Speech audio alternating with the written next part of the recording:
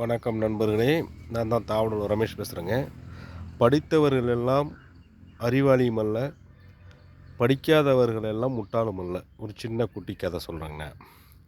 ஒரு மாதா கோயிலில் ஒருத்தர் மணி அடிச்சிக்கிட்டு இருந்தார், வேலை பார்த்துட்டு இருந்தார். அந்த மாதா கோயிலுக்கு புதுசாக ஒரு அதிகாரி வந்தார்.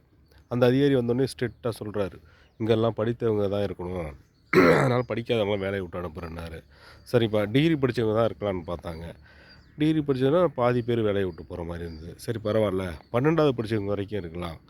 அப்பயும் பார்த்திங்கன்னா இன்னும் ஒரு அதில் கால் பகுதி போகிற மாதிரி இருந்துச்சு. என்னடா நிறைய பேர் வேலையை விட்டு போகிறாங்களே அப்படின்னு நினச்சிட்டு, சரி பரவாயில்ல, ஒரு 5வது படித்த வரைக்கும் இருந்தால் பரவாயில்லனாலும் அதுலேயும் ஒரு 50 பேர் போகிற மாதிரி இருந்தாங்க.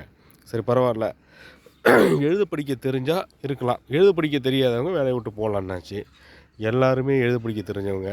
அந்த மணி ஆட்டுறவருக்கு மட்டும் எழுத படிக்க தெரியாது, போக சொல்லிட்டாங்க.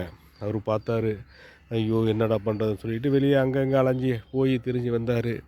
அப்புறம் மாதா கோயிலுக்கு முன்னாடியே வந்து உட்காந்து கிடந்தார். என்னடா பண்ணலான்ட்டு இருந்தோடனே அலுத்து போச்சு. ஒரு டீ குடிக்கலாமா சாப்பிட்லாமா அப்படின்னு ரெடி ஆனார். அங்கே பக்கத்தில் கடை இல்லை. சரி பரவாயில்ல, நம்மளே ஒரு டீ கடையை ஆரம்பிக்கலான்னு பக்கத்துலேயே ஒரு டீ கடையை போட்டார். டீ கடை நல்லா டெவலப் ஆகி டீ கடை வந்து ஹோட்டல் ஆச்சு. ஹோட்டல் 5 ஸ்டார் ஹோட்டல் ஆச்சு, டெவலப் ஆகிட்டார். அதுக்கு பிறகு பேங்க்கில் அக்கௌண்ட் ஓப்பன் பண்ணுறாரு.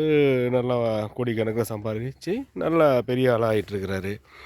அப்போது புதுசாக வந்த அங்கே மேனேஜர் வந்து கேட்டிருக்கிறாரு, அங்கே சார் இது மாதிரி சைன் பண்ணவே மாட்டேங்கிறீங்க, கையெழுத்து போட தெரியாத உங்களுக்கு இவ்வளோ கோடிக்கணக்கான சொத்து இருக்குது, நீங்கள் கையெழுத்து போட தெரிஞ்சால் எப்பேற்பட்ட ஆளாக இருப்பீங்கன்னு கேட்டாராம்.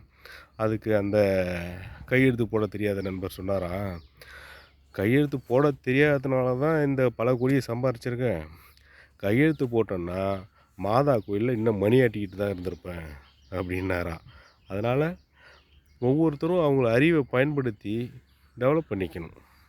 வணக்கம், நன்றி.